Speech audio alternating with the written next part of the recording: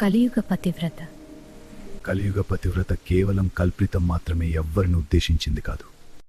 ఆ రోజు రాత్రి చీకటిలో వెన్నెలను కప్పేస్తూ కారు మబ్బులు అలుముకుంటే ఆ చీకటిలో నెమ్మదిగా వెలిగే దీపపు కాంతి మెలుకు మెలుకుమంటూ వెలుగుతూ ఉంది.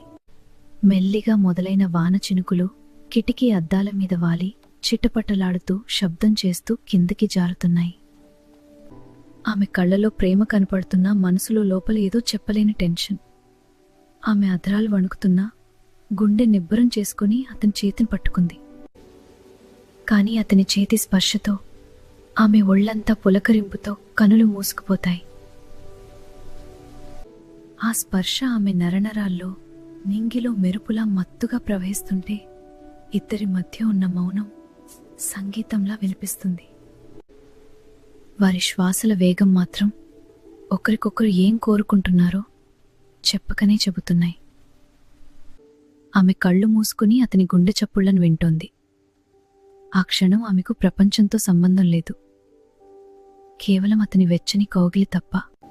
అతను మెల్లిగా ఆమె పెదవులని పట్టుకొని తడుముతూ కళ్లల్లోకి కళ్ళు పెట్టి చూసేసరికి అతని చూపుల్లో ఉన్న ప్రగాఢమైన వాంఛ ఆమెలోని భయాన్ని, ఆందోళనని మౌనంగానే జయించింది.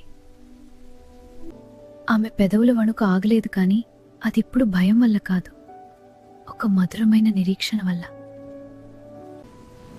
కనురెప్పల చాటున దాగి ఉన్న ప్రణయం స్పర్శగా మారి ఇద్దరినీ పెనవేసుకునేలా చేసింది.